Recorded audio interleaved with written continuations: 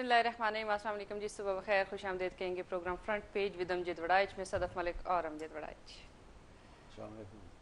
जी नाज़रीन, शुरू करेंगे अपने पहले सेगमेंट टुडेज न्यूज़ से।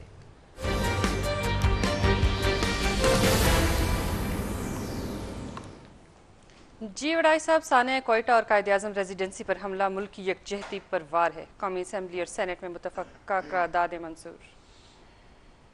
देखिए, ये इस पर जितना भी अफसोस किया जाए उतना ही कम है, और ये पहली दफ़ा हुआ है इस तरह से। दहशत गर्दी तो पाकिस्तान में एक तो ये 9/11 के बाद वाली वेव है जो चल रही है, लेकिन इससे पहले भी जब सॉरी अफ़गानिस्तान में रशियन अफवाज थी जी जी, उस वक्त भी दहशत गर्दी पाकिस्तान में होती रही, धमाके होते रहे, लेकिन ये है कि ये कभी किसी ने नहीं किया। बिल्कुल ऐसे कि इस तरह की जो मकामात हैं वहाँ पे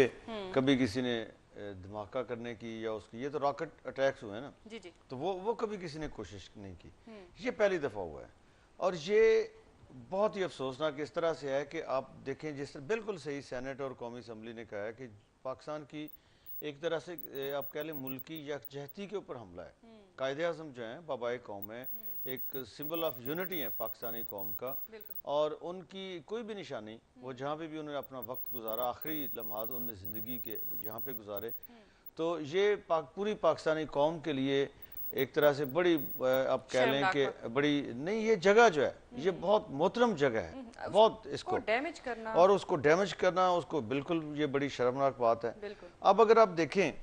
तो ये जो वीकेंड के दिन थे,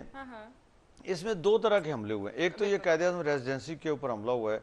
और ये कुछ और लोग लगते हैं जिनने यहाँ पे हमला किया है। अच्छा। और जिन लोगों ने क्वेटा में कॉलेज स्टूडेंट्स की और फीमेल स्टूडेंट्स थी उनकी बस पे हमला किया है, या बुलान हस्पताल उस पे हमला किया है, दो खुद कुछ थे, एक लड़की थी एक लड़का था जिन्होंने वहाँ पे हमला किया है, वो कोई और लोग थे लगता ही है। मेरा एक अंदाज़ा जो मैं कह सकता हूँ, चूँकि ये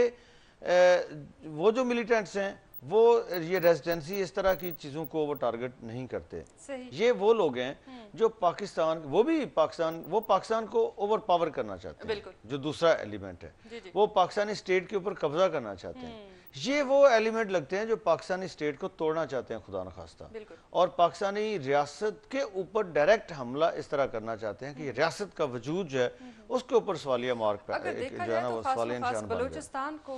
दहशतगर्दों ने टारगेट बना लिया। आज ये बिल्कुल आपने सही पॉइंट आउट किया है कि जब से ये इलेक्शंस हुए हैं और इन नई हुकूमतों ने, हमारी मुंतखब हुकूमतों ने अगले 5 साल के लिए टेक ओवर किया है, उसके बाद के अगर आप वाक़यात देखें तो जो ट्रेंड नज़र आता है दहशत गर्दी के वाक़यात में, वो पहले जैसे KPK टारगेट हुआ था, अब लगता यह है कि बलूचिस्तान को टारगेट कर लिया गया है। और उसकी शायद एक वजह जो मुझे समझ आती है वो शायद यह है कि KPK में उस वक़्त कौम परस्तों की हुकूमत थी, ANP की, नजरियाती तौर पे वो उन लोगों के खिलाफ हैं जो दहशत गर्दी कर रहे थे, जो मिलिटेंट्स हैं, जो तशद्दुद पसंद लोग हैं उनका सॉरी आपस में नजरियाती उनकी आपस में कशमकश है। वो अपने आप को एक लिबरल, ये जो नेशनलिस्ट हैं, लिबरल प्रोग्रेसिव आइडियोलॉजी के अपने आप को समझते हैं कि उसके प्रमोटर हैं या उसके वारिस हैं, और वो जो दूसरे लोग हैं वो अपने आप को मजहबी आइडियोलॉजी का अपने समझते हैं या कहते हैं या दावा ये करते हैं।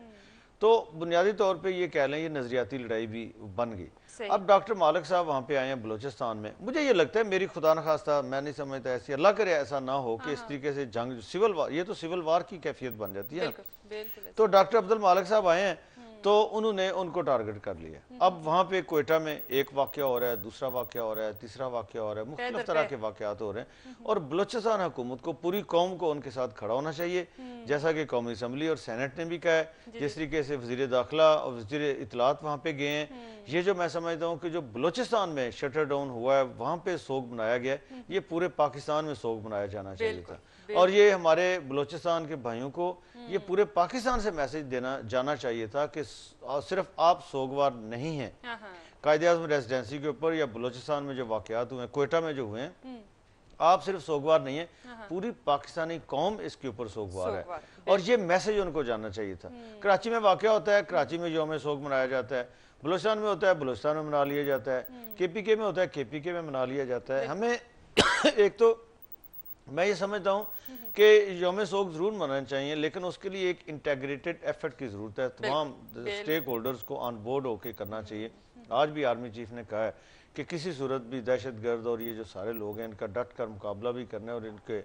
کو شکست بھی دینی ہے، تو وہ انشاءاللہ شکست بھی ان کو دی جائے گی۔ لیکن اس میں جو میسج ہے وہ پوری قوم کی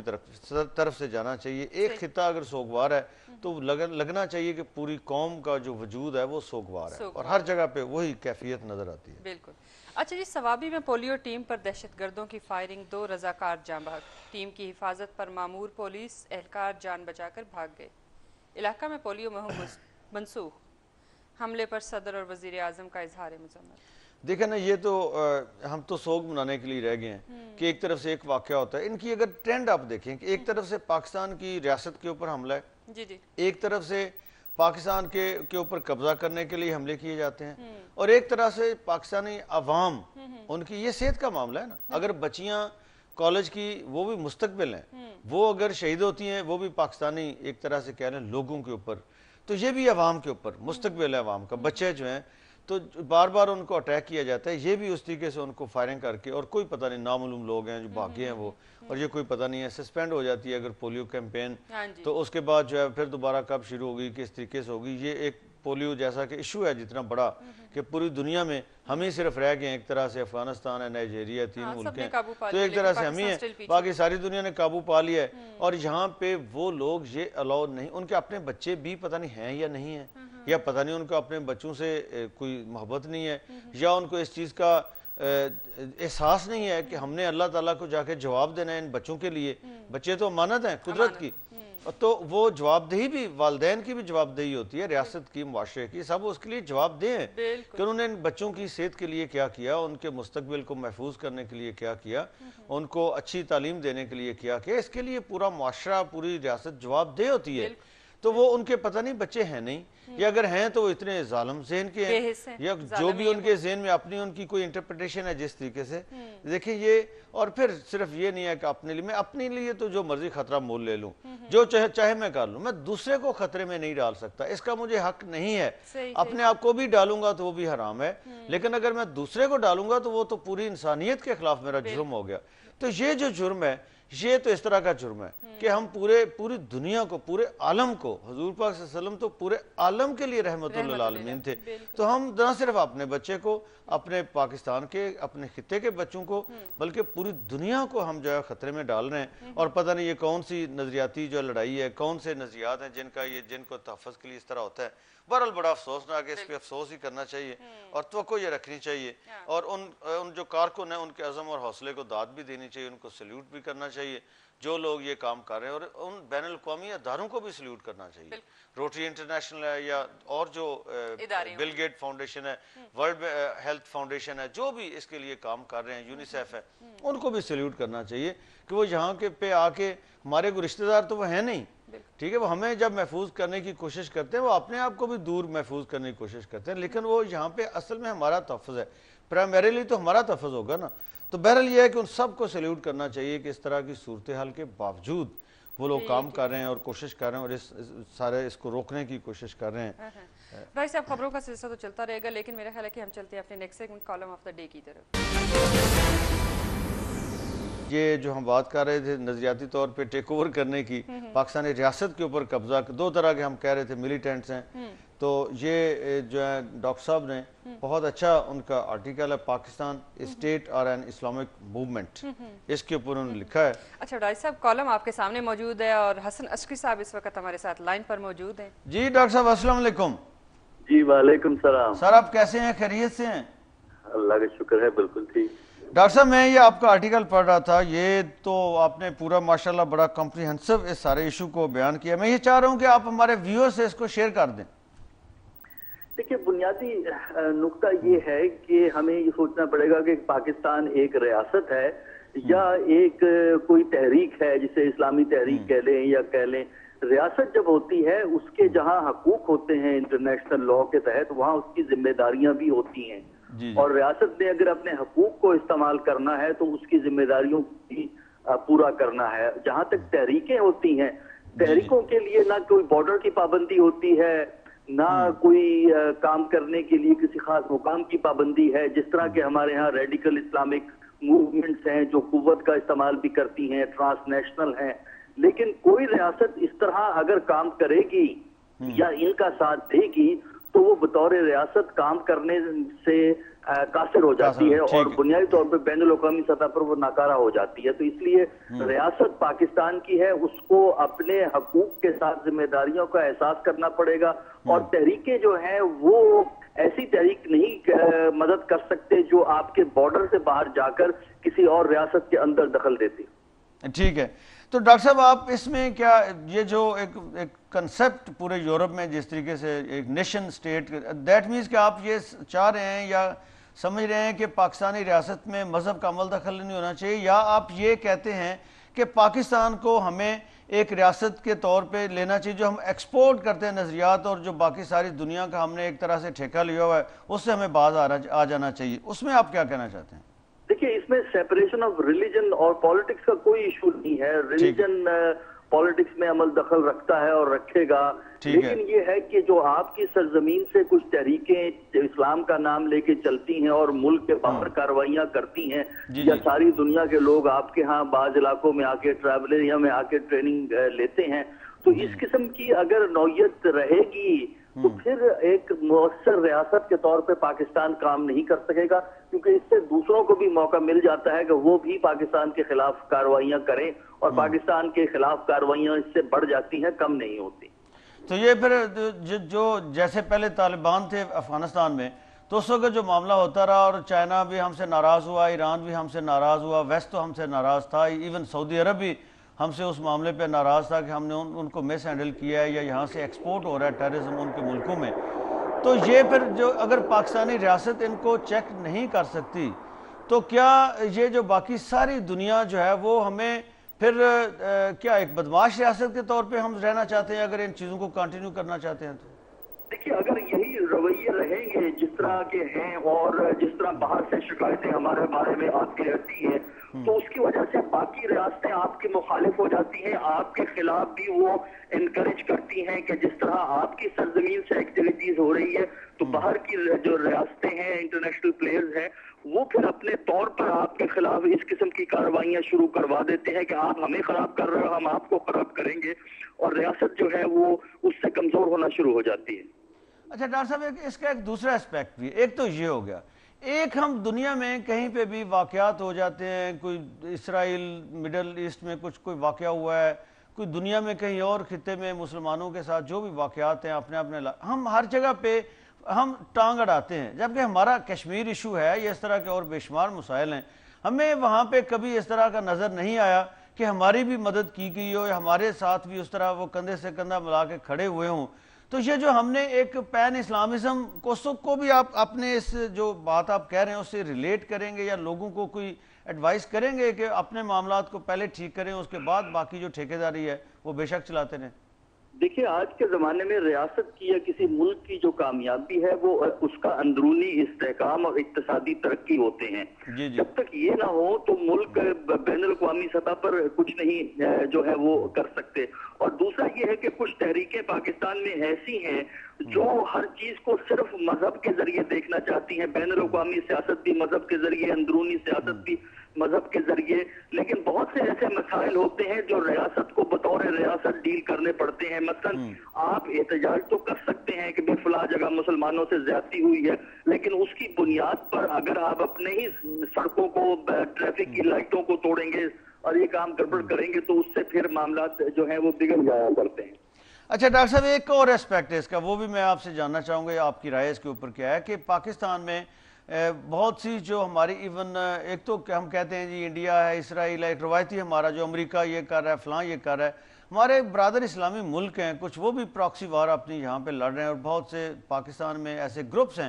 جن کو فائنانشیل سپورٹ وہاں سے آتی ہے، جن کو پولیٹیکل سپورٹ وہاں سے آتی ہے، وہ یہاں پہ پاکستان کے اندر انہوں نے گروپس بنائے ہوئے ہیں، آرگنائز ہوئے ہیں، اپنے آپ کو انہوں نے مسلح کیا ہوا ہے اور وہ حملے کرتے ہیں ایک دوسرے کے اوپر۔ تو یہ جو باہر سے بھی ہمیں اس طریقے سے مختلف ملک مسلم ممالک ہمارے وہ جو کر رہے ہیں سارے کا سارا، اور پاکستان کو انہوں نے اپنا میدان جنگ بنایا ہوا ہے، اس پہ آپ کیا کہیں گے؟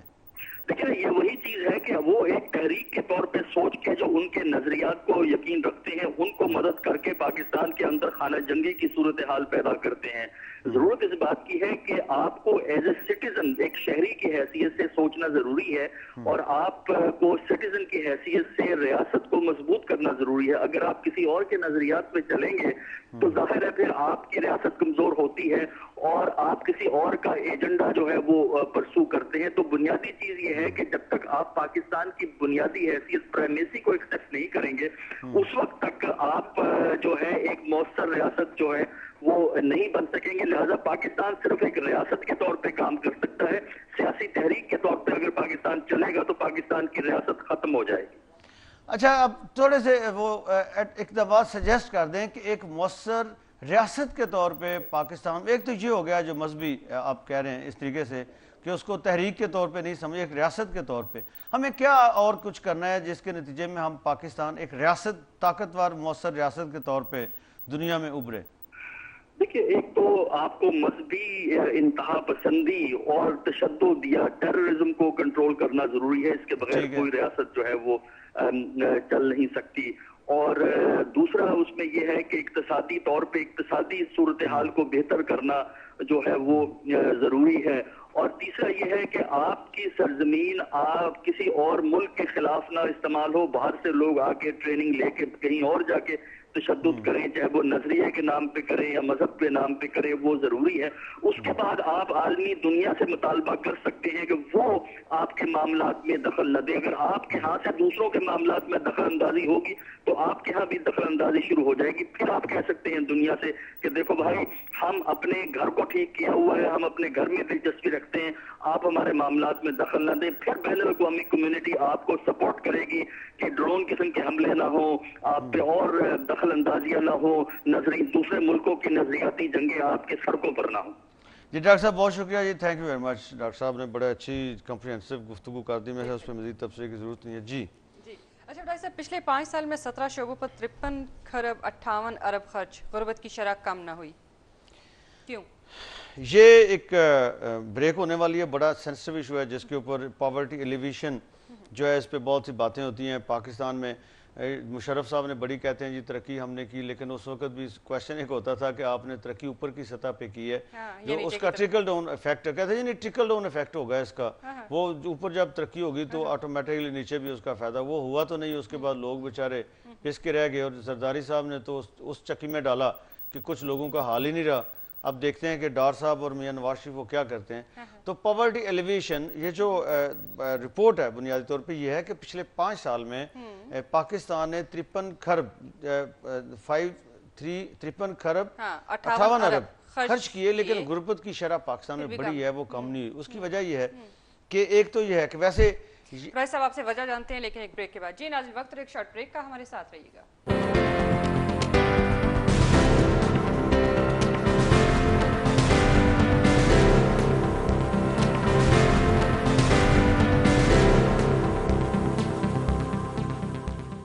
ویلکم بیک ناظرین.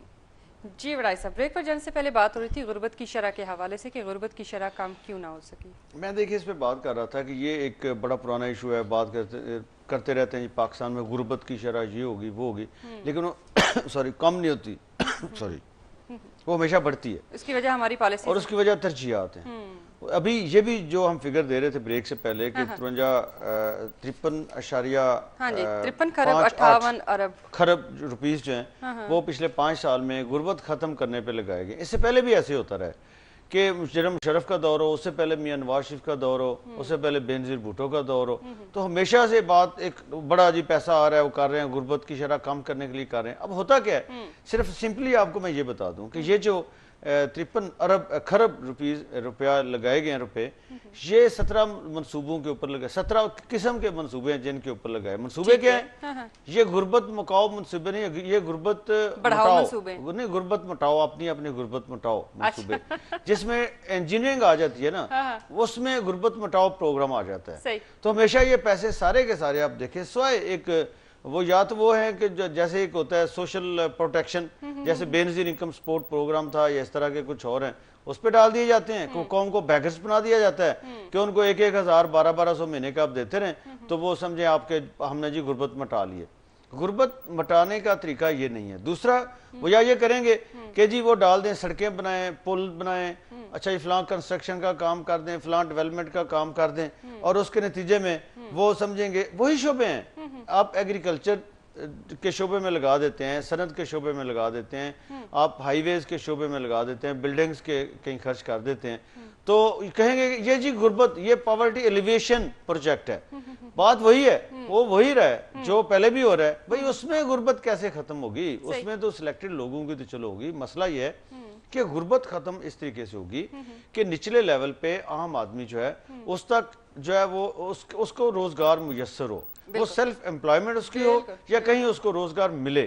تو اس کے کئی طریقے ہیں پاکستان میں، آپ اس کو ووکیشنل ٹریننگ دے کے، اس دفعہ بھی اسحاق ڈار صاحب نے کہے جو مڈل پاس ہیں، مڈل پاس لوگوں کو ووکیشنل ٹریننگ دیں گے اور ان کو پھر باہر کے ملکوں میں بھیجیں گے یا پھر وہ یہاں پہ اپنا کوئی نہ کوئی کام کر لیں گے۔ یہ ہمیشہ سے اس طرح کی اسکیمیں بھی ہوتی ہیں۔ بہرحال یہ ایک اچھی اسکیم ہے۔ اگر ویسے تنخواہیں بڑھنے سے بھی کچھ غربت میں کمی واقع ہوگی، جیسے پنجاب سندھ خیبر پختونخوا کے آج بجٹ پیش ہونے جا رہے ہیں، تنخواہیں اب وہ تو ایک ڈیفرنٹ ایشو ہے نا، لیکن یہ ایشو اس سے ڈیفرنٹ ہے۔ وہ تنخواہیں تو چلیں اس سے بھی غربت ختم ہوتی ہے، سلیکٹڈ لوگوں کی ہوتی ہے، وہ ٹھیک ہے، وہ ایک علیحدہ ایشو ہے۔ یہ بالکل ڈیفرنٹ ایشو ہے۔ پاورٹی ایلیویشن کا ان تنخواہوں سے کوئی تعلق نہیں ہے۔ یہ دوسرا ایشو ہے کہ لوگ جو ہیں ان کو لیے روزگار کس طریقے سے جو ہے وہ پیدا کرنا ہے، یا کس طریقے سے ان کو ہم نے اپنے پاؤں پہ کھڑے کرنا ہے۔ تو اس کے لیے ڈائریکشن جو ہے بجائے اس کے کہ ایسے منصوبے شروع کیے جائیں کہ لوگ خود اپنا کام کوئی نہ کوئی کر سکیں یا ان کو روزگار میسر ہے، ایک بڑے ٹیمپریری قسم کے منصوبے شروع کیے جاتے ہیں۔ اور اس میں ایک اور بات یہ بھی ہے کہ پچھلے 5 سال میں یہ سروے ہوتا جا رہا ہے کہ جی یہ جو ہے نا پاورٹی جو لوگ کتنے پاکستان میں کتنے % لوگ ہیں جو پاکستان میں غربت کی لکیر کے نیچے ہیں۔ 5 سال میں وہ سروے مکمل نہیں ہوا، تو آگے کیا ہونا ہے؟ جی چلتے ہیں اپنے نیکسٹ سیگمنٹ کی طرف۔ جی ناظرین، ٹائم ہو رہا ہے ہمارے next segment cartoon of the day کا۔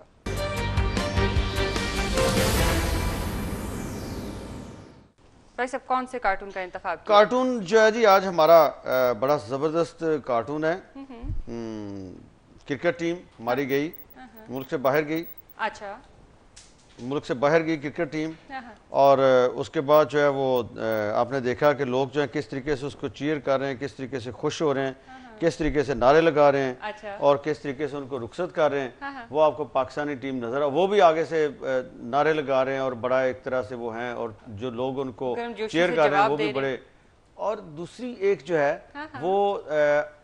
آ رہی ہے، وہ اوپر ڈپارچر ہے، نیچے ارائیول ہے۔ یہ خواتین آ رہی ہیں، لیکن ان خواتین کے ہاتھ میں بیٹ ہیں اور یہ آ رہی ہیں، اور وہی جو لوگ ہیں وہ ادھر کھڑے ہیں اور کھڑے ہو کے ان کے سروں کے اوپر آپ کو نظر آ رہا ہے کویسچن مارک، اور وہ دیکھ رہے ہیں کہ یہ کون لوگ ہیں، یہ سمجھ نہیں آ رہی یہ کون سی خواتین ہیں۔ اصل میں یہ وہی لوگ ہیں، واپسی پہ برقعے پہن کے آ رہے ہیں، اور لوگوں کے دماغ کے اوپر ایک سوال ہے کہ یہ کون لوگ۔ چیمپئنز ٹرافی میں ناکامی اور شائقین کا ڈر، قومی کرکٹ ٹیم پاکستان آنے سے خوف زدہ۔ کپتان مصباح الحق محمد حفیظ، وہاب ریاض، عمران فرحت، اسد علی فیلڈنگ کوچ اور باؤلنگ کوچ محمد اکرم کی سارے کے سارے ہو گئے نا، جتنے بھی کوچ ہیں، جتنے بھی کوچز ہیں وہ بھی، اور جتنے ہمارے ایک اسد شفیق بیچارہ آ گیا رات کو، اور باقی جو ہے یہ تھا جی کہ رات کو 3 بجے انہوں نے لینڈ کرنا ہے، فلانک کرنا ہے، وہ نہیں آئے، غائب ہو گئے ہیں۔ کوئی وہاں پہ کاؤنٹی کھیلنے لگ گیا، کسی کی بیوی کا کوئی اس کا نہیں، وہ میچ ہے اس کا ٹورنامنٹ میں شرکت کر رہی ہے ٹینس کے، وہ اس کے ادھر چلا گیا ہے۔ کوئی جو ہے وہ وہاں پہ ویسے وہ کسی اور ملک میں سیر سپاٹے کے لیے چلا گیا ہے۔ تو اب وہ جو آئیں گے بھی وہ بھی کوئی برقعے پہن کے 1-1 2-2 کر کے آئیں گے، تاکہ جو پاکستانی قوم آگے ہمارے لیے صاف ستھرے انڈے، گندے انڈے میں نہیں کہوں گا، وہ انڈے لے کے کھڑی ہوئی ہے، وہ اس سے ہماری توازو انہوں نے کرنی ہے، تو اس سے ہم بچیں۔ دیکھیں انہوں نے جتنا سپورٹس مین اسپرٹ یہی ہے کہ ہار جیت کا حصہ ہے، ہار جیت حصہ ہے گیم کا، لیکن یہ جو ہے یہ تو اس کا حصہ نہیں ہے کہ آپ ذلیل ہوں، جوتے بھی کھائیں، اور اس طریقے سے جو آپ جیسے ایک مٹی کا ڈھیر ہوتا ہے نا، اس طریقے سے ریت اس کی طرح انہوں نے بالکل آپ کو تتر بتر کر دیا، منتشر کر دیا۔ ہر ٹیم نے، ویسٹ انڈیز کی ٹیم ہو یا انڈیا کی ٹیم ہو یا ساؤتھ افریقہ کی ٹیم ہو، تو وہ جو ہے انہوں نے بالکل، ان کو یہ تو کچھ سمجھ نہیں آئی کہ کیا ان کے جو ان کے ساتھ کیا ہے۔ تو بہرحال یہ ہے کہ کارٹون بڑا زبردست ہے، ہاں اس پہ آتے اچھا ہیں اس کو کچھ تھوڑی سی بات ہو جائے تنخواہوں میں اضافے کے حوالے سے۔ نہیں، وفاقی بجٹ کے حوالے سے دیکھیں، ایک تو آج 3 بجٹس آ رہے ہیں۔ اچھا ایک تو پنجاب کا آ رہا ہے، کے پی کے کا آ رہا ہے، اور سندھ کا آ رہا ہے۔ تو ایک تو یہ ہے کہ اس کے حوالے سے بات یہ ہے کہ تینوں جو بجٹس ہیں اس میں لگتا ہے یہ کہ مقابلہ ہوگا، اچھا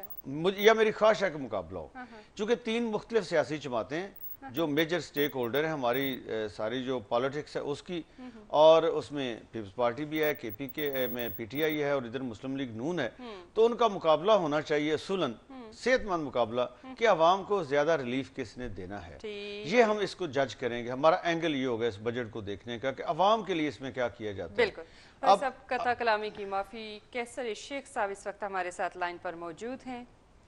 جی السلام علیکم سر۔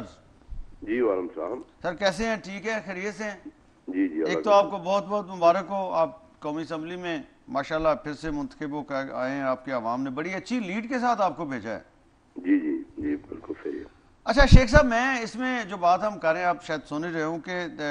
مختلف طرح کی خبریں آ رہی ہیں۔ ایک تو گورنمنٹ نے کوئی پہلے لوگوں کو سیلریز انکریز نہیں دی، پھر مظاہرے شروع ہو گئے، پھر کہا جی 10% دیں گے، اب مطالبہ ہو رہا ہے نہیں جی کم از کم 20% ہونا چاہیے۔ پھر کل اپوزیشن نے بھی کہا کہ جی کم از کم 20% ہونی چاہیے۔ جو جتنی کلرکس ایسوسیشن اور باقی سرکاری ملازموں کی مختلف تنظیمیں ہیں، وہ کوئی کہہ رہا ہے جی 50%، لیکن کم از کم 20% کی بات ہو رہی ہے۔ ایک طرف تو یہ ہو رہی ہے کہ جو سرکاری ملازم ہیں اس کے بارے میں آپ کی سیاسی جماعت کا ایٹیٹیوڈ یہ ہے، وہ سمجھتے ہیں ان کو ضرورت ہی نہیں ہے کہ تنخواہ کے بڑھنے کی، دیٹ مینس وہ چاہتے ہیں کہ یہ کہ ادھر ادھر سے پیسہ کما لیں۔ دوسری طرف خبر جو ہے وہ یہ ہے کہ آپ کے اپنے جو الاؤنسز ہیں وہ ایک تو سیلریز بڑھ گئی، چلیں وہ 10% وہ بڑھ گئی، اور ساتھ الاؤنسز 100% ایم این ایز کے الاؤنسز جو ہیں وہ بڑھ گئے ہیں۔ تو یہ کیا ہے؟ یہ پلیز ہمیں بتائیے گا کہ یہ کیا ہے۔ نہیں جی، ابھی تک تو یہ کوئی مجھے تو کوئی اطلاع نہیں ہے کہ کوئی الاؤنسز بڑھے ہیں۔ چلے ہم آپ کو مبارکباد دے دیتے ہیں، یہ بڑھ رہے ہیں۔ جی چلو وہ تو ایک اپنی جگہ پہ، لیکن جو آپ نے سیلریز کا کہا، دیکھیں نا اس وقت جو فگرز ہیں آپ کے پاس وہ 7.5% پچھلے سال انفلیشن ہوا ہے، مہنگائی بڑھی ہے، اور ابھی اگلے سال کا بھی جو ایسٹیمیٹ کر رہے ہیں وہ 8% مہنگائی کے بڑھنے کا کر رہے ہیں۔ اور دوسری بات میں آپ سے کہوں نا کہ صرف جو ابھی آپ نے کہا کہ عوام کو ریلیف دینا، عوام کو ریلیف تو ایکچوئل لانگ ٹرم میں ملنا چاہیے۔ دیکھیے یہ ہر سال اگر ہم یہی کرتے رہیں گے کہ خسارے کی اپنا بجٹ بناتے رہیں گے تو ہمیں مشکلات ہوں گی۔ دیکھیے دنیا کے مختلف ممالک کو آپ سامنے لیں، انہوں نے کس طرح وہ آگے بڑھے ہیں، کس طرح ترقی کی ہے۔ ہمارے تو مشکل ہی یہی ہے کہ ہم یہ کہتے ہیں کہ ہم اخراجات کر لیں، لیکن اب بہت آسان ہے حکومت کے لیے کہ نوٹ چھاپتے رہیں یا قرضہ لیتے رہیں۔ پچھلی حکومت نے جب وہ آئی تو 6,000 ارب روپے کا پاکستان پہ قرضہ تھا، صرف 5 سال میں 8,000 ارب روپے کا نیا قرضہ ہوا ہے۔ تو عوام کو ریلیف تو نہیں ملتا جب مہنگائی بڑھ جاتی ہے۔ پچھلے سالوں میں 12-13% مہنگائی بڑھتی رہی ہے۔ میری بھی خواہش ہے اور ہم سب چاہتے ہیں کہ عوام کو ریلیف ملے، لیکن آپ کے پاس وہ فنڈز نہیں ہیں، اویلیبل نہیں ہیں، اور آپ ترقیاتی کاموں میں یا تو خرچ کر لیں یا خیر ترقیاتی کاموں پہ خرچ کرتے جائیں۔ اگر ترقیاتی کاموں میں خرچ کریں گے تو آپ کی اگلی نسل کو اور آپ کے اگلے سالوں میں ہمیں فائدہ پہنچے گا اور ریلیف ملے گی۔ نہیں شیخ صاحب مجھے جی بڑا آسان ہے، لیکن نا تنخواہیں پچھلی پیپل پارٹی کی حکومت بڑھاتی رہی، تو آپ اندازہ کیجئے کہ تنخواہوں بڑھانے سے ملک ہمارا کہاں چلا گیا۔ صرف ایک سال اگر تنخواہ بڑھا دی اور چند سالوں میں بڑھا دی، صرف تنخواہ بڑھا، غیر ترقیاتی خرچ ہے نا، یہ ہم کوئی اپنا انفراسٹرکچر میں لگا دیں، کچھ ہم اور کوئی بہتر اپنے پلاننگ کر لیں۔ ٹھیک ہے آپ کی بات شیخ صاحب بڑی لاجیکل بات ہے، لیکن اس میں ایک اور لاجک بھی ہے کہ گورنمنٹ نے ابھی بجٹ آیا ہے، آپ چونکہ بزنس مین بھی ہیں، بزنس کمیونٹی کو بھی ریپرزینٹ کرتے ہیں، میں اس حیثیت سے بھی چیمبر کے پریزیڈنٹ بھی آپ رہے ہیں، تو اس حوالے سے بھی میں تھوڑا سا چاہوں گا کہ آپ کا کمنٹ آئے کہ ایک تو یہ بات ہو رہی ہے، بار بار لوگ کہہ رہے ہیں یا الزامات لگ رہے ہیں، کہتے ہیں یہ امیروں کا بجٹ ہے، غریبوں کا نہیں ہے، اور اس لیے بھی وہ یہ ایک بات کہتے ہیں، ایک تو یہ تنخواہیں نہیں بڑھی، دوسرا اس لیے بھی کہتے ہیں کہ بجٹ آیا ہے اس میں جتنے بھی ٹیکسز ہیں وہ انڈائریکٹ ٹیکسز ہیں، صرف آر جی ایس ٹی کا 55 ارب کا بوجھ کنزیومرز پہ ٹرانسفر ہوگا، اوورال کو 200 ارب سے زیادہ کا امپیکٹ ہے جو غریب آدمی کی جیب کے اوپر پڑے گا اس بجٹ کے نتیجے میں، صرف جو ٹیکسز ہیں۔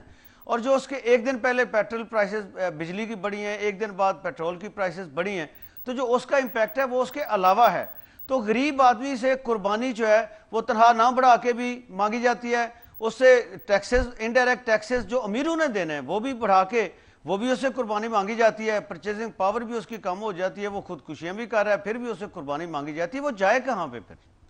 نہیں یہ دیکھیں نا 1% جو جی ایس ٹی بڑھا ہے 16 سے 17 ہوا ہے، وہ صرف اس کا امپیکٹ 1% ہے. پہلے تو یہ غلط فینامنا ہے، لوگوں کے ذہن میں یہ غلط ہے کہ وہ ملٹی پلائر افیکٹ ہے. میں اس کو کیٹاگوریکلی یہ کہتا ہوں کہ 1.1 بھی نہیں ہے، 1% ضرور فرق پڑا ہے، اور اس کو وہ سب کے اوپر پڑا ہے. اس میں غریب بھی ہے، امیر بھی ہے. یہ آپ کی بات درست ہے کہ انڈائریکٹ ٹیکس ہے، میں یہ آپ بات مانتا ہوں، لیکن اس کا امپیکٹ 55 ارب روپے ضرور ہے.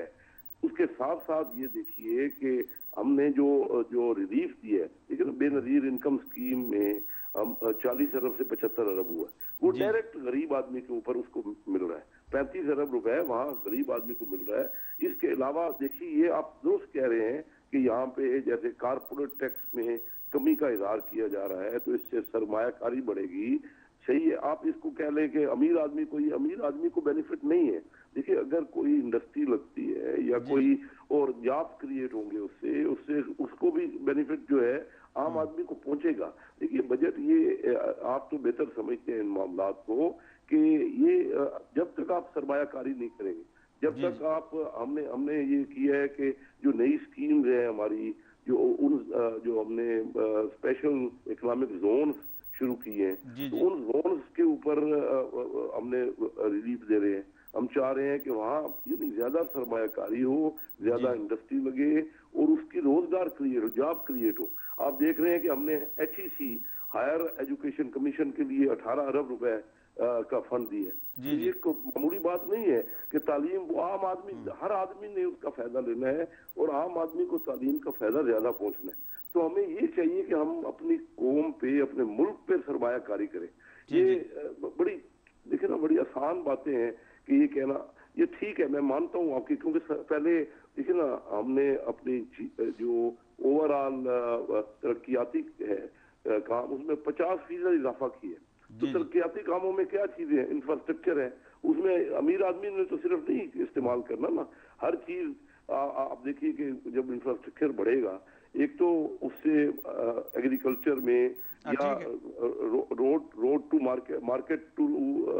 یعنی فارم ٹو مارکیٹ روڈ بنے گی. اس کے علاوہ مختلف سہولیات جو ہمارے نہیں ہیں عام آدمی کو میسر، وہ ملیں گی. تو یہ چیزیں جو ہیں یہ بجٹ میں ہر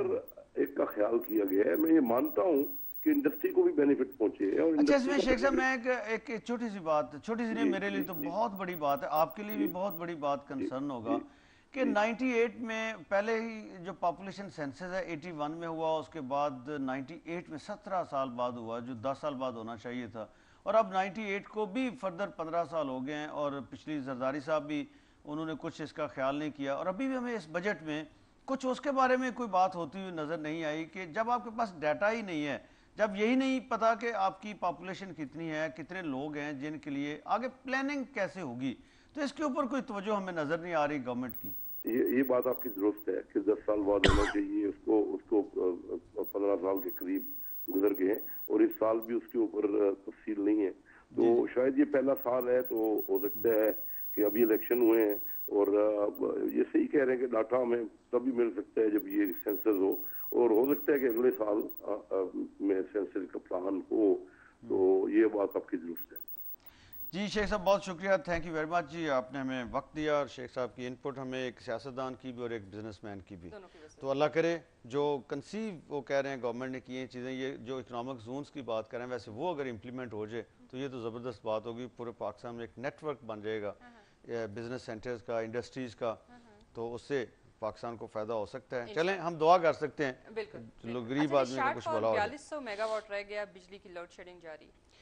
نہیں لوڈ شیڈنگ تو جاری ہوگی 4200، پھر بھی شارٹ فال ہے. لیکن ایک بات دیکھیں، میں آج بھی ایک خبر پڑھ رہا تھا جی 20 گھنٹے لوڈ شیڈنگ، اور ایسا نہیں ہے اب. ایسا یہ پچھلے 3-4 دن سے ایسا نہیں ہے. ہمیں جہاں پہ گورنمنٹ اس کی کوئی کہتا ہے جی وہ بارش موسم اس کی وجہ سے، اچھا جو بھی وجہ ہوگی، مجھے نہیں پتا کہ وہ موسم کی وجہ سے ہے یا گورنمنٹ نے واقعی اس پہ کوشش کی ہے، لیکن میں یہ توقع رکھتا ہوں، یہ دعا کرتا ہوں کہ گورنمنٹ نے واقعہ ہی کو کوشش کی ہو اور اس کا نتیجہ ہو۔ جو 500 ارب کی اسحاق ڈار صاحب نے کہا ہے کہ 60 ڈیز میں ہم دے دیں گے، بہرحال یہ ہے کہ پچھلے 3-4 دن سے لوگ جو ہیں بڑے سکھی ہیں، بڑے خوش ہیں، بہت جس کو دیکھیں جو 20-20 گھنٹے لوڈ شیڈنگ یا 10-10 12-12 گھنٹے مسلسل ہو رہی ہو، ان کو اگر جو ہے وہ 5-5 گھنٹے مسلسل بجلی مل رہی ہو اور اس کے بعد لوڈ شیڈنگ بیچ میں آ رہی ہو، ایسا بھی ہو رہا ہے اور 3-4 دن سے ایسے ہی ہو رہا ہے، تو اس لحاظ سے تو یہ بہت اچھا ہے۔ اب یہ موسم کا ہے یا گورنمنٹ کی کوشش ہے یہ اس پہ، لیکن شارٹ فال کم جب ہے اس کا مطلب یہ ہے کہ گورنمنٹ کی بھی اس میں کوشش ہے۔ ہمیں دیکھیں کرٹیسزم کرتے ہیں لیکن کریڈٹ بھی دینا چاہیے اور ان کی حوصلہ افزائی کریں گے، کچھ تھپکی شپکی لگائیں گے تو اس پہ اور کوشش کا اللہ کرے، ڈار صاحب جو ہے کریں اور وہ جو ہے اس کو اور کم کرنے کی کوشش کریں۔ لوگ جو ہے بہرحال یہ ہے کہ پچھلے 3-4 دن میں بہت سکھی ہیں، بڑے مطمئن ہیں، بڑے خوش ہیں اور لوگوں کو نیند آنا شروع ہو گئی ہے، لوگوں کے چہرے پہ بشاشت آنا شروع ہو گئی ہے اور وہ نارمل ہونا شروع ہو گئے ہیں۔ تو چلیں اللہ کرے یہ جو ہے کچھ حالات جو ہیں وہ ہمیں مزید بہتر ہوتے ہوئے نظر آئیں۔ اچھا جی، ایم پی نگہت شیخ کا بس ہاسٹلز پر تشدد، وزیر اعلیٰ نے نوٹس لے لیا، مسافروں کا ایم پی کے خلاف مظاہرہ۔ بات ہوئی نا پھر امپاورمنٹ تو یہ ہوئی نا، وومن امپاورمنٹ کہتے ہیں پوری دنیا شور مچاتی ہے جی، ویمن امپاورمنٹ ہونی چاہیے، وومن انٹرپرینورشپ ہونی چاہیے، وومن جو ہے ان کو جو ہے نا وہ گاڑی کا دوسرا پہیہ ہیں، تو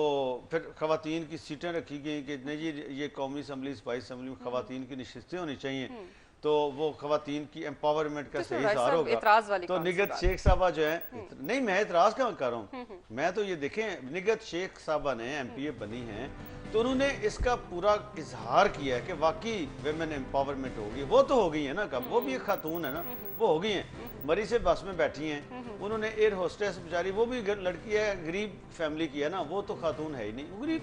غریب کی کوئی نسل نہیں ہے اور کچھ اس کا وہ جینڈر نہیں ہے، کچھ اس کا نہیں، وہ تو غریب ہے نا۔ دیکھیں انہوں نے اس سے پانی مانگا ہے، اس بیچاری نے، ایک اور مسافر ہے اس نے بھی پہلے پانی مانگا، اس کو دینے لگی ہے پانی، تو بیچ میں انہوں نے کہہ دیا جی آپ مجھے بھی پانی دو، اب وہ اس نے کہا جی یہ مریض ہے میں ان کو دے کے آپ کو بھی پانی دیتی ہوں، انہوں نے کہا اچھا یہ تو تمہیں نہیں پتا میں ایم پی اے ہوں، اور اس کے بعد اس کو وہ اس کی پھینٹی بیچاری کی بس کے اندر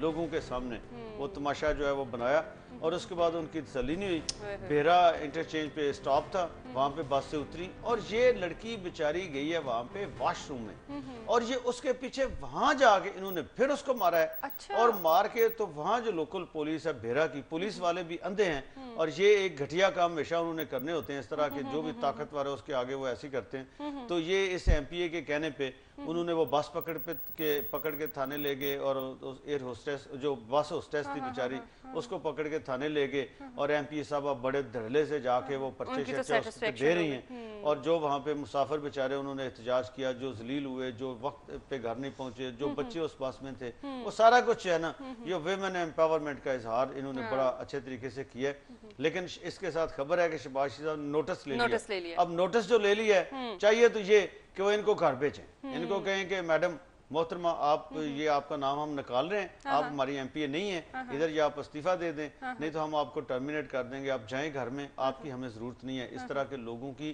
اور وہ بھی